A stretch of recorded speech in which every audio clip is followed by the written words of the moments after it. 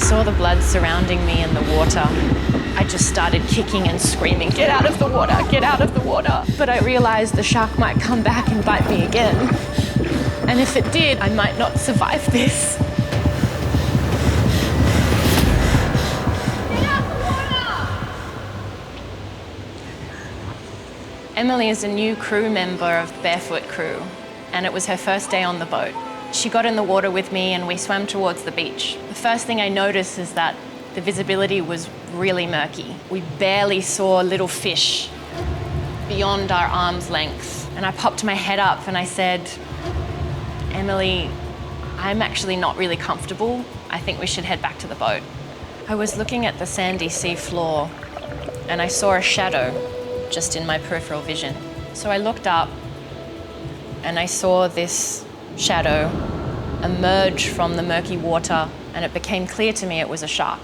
My first reaction was not of fear, it was of curiosity, because we've been swimming with sharks a lot.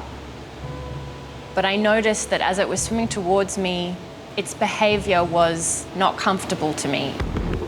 I looked the shark in the eye and I saw that it was looking straight at me. I prepared myself. I moved my fins around from behind me and put them out in front of me.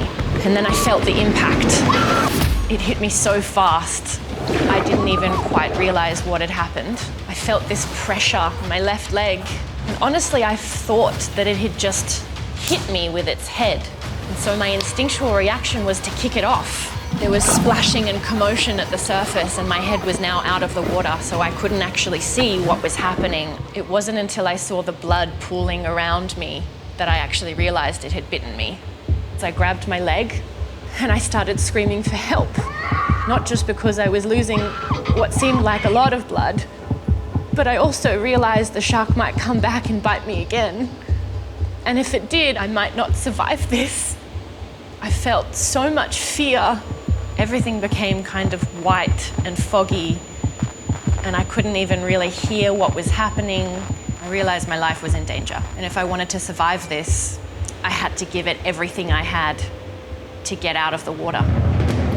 I just started kicking and screaming, "Get out of the water, get out of the water," over and over again. I don't know how many times. The sound of my own voice screaming scared me. There was no space for thinking. It was just action. I tried to swim out of there as hard and fast as I possibly could. A really loud part of me was thinking that the shark was going to come up underneath me and bite me again. And that loud part of me thought, "You're about to die." When I got a little closer to the shore, this woman on a stand-up paddleboard was there, and Emily was next to me, and the two of them helped me prop my leg up on the back of the board and hang on. I felt some of that energy and adrenaline slip from my body, and I just wanted to slip into the water and go to sleep. But these women were yelling at me, "You have to kick, you have to keep kicking, you have to keep kicking." They were screaming. I came out of it and I kind of woke up from this sensation and I started kicking with the one leg I had, holding onto this board. We got to the shore and the shallow water was just red. As soon as I felt the sand beneath me, I felt like I was safe. But in reality, I was still bleeding a lot.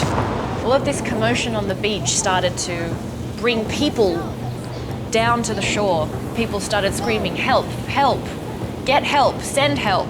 It felt so surreal. It felt like I was no longer a part of it. I felt this hot, rushing, throbbing sensation coming from my leg and dripping down my leg. I remember a man on my left said, "This is gonna hurt, mate. I'm gonna have to tourniquet your leg." He put a belt around and he tightened it and he twisted a stick as hard as it would possibly go. My whole leg went numb, but the hot, blood-rushing feeling stopped. Then I was carried in a stretcher up the beach, and I looked up and I could see this helicopter hovering straight above me, and the sound of the propeller blades was so loud, and I was screaming at these paramedics, "I love you, you're amazing!" I felt like just really happy to be alive.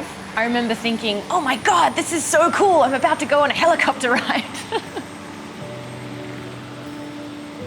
The shark bit the lower part of my left leg, all the way to the bone. It left a couple of teeth in my tibia, and on the way it severed an artery and caused a whole lot of pain. Shark attack survivor, whee! I was in the hospital for 8 days. The wound itself took about 2 months to actually heal over. As soon as it healed, I was ready to get in the water. I actually chose to swim with sharks, and I'm glad that I did. It was a really wonderful way to make peace with this experience.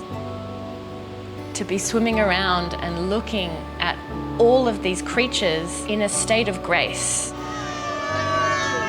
Bite Club is a group of animal bite survivors. To feel connected to other people that have lived through a similar trauma makes you feel so much less alone in your suffering. And that connection really, really helps with the recovery and the healing and the acceptance that's necessary to move forward in life. I choose not to think of myself as a victim. I choose to think of myself as a survivor, because the word survivor has an empowering sensation attached to it. I still love sharks. I'm always thinking about them when I'm in the water, and there is still fear, but I continue to choose love over fear.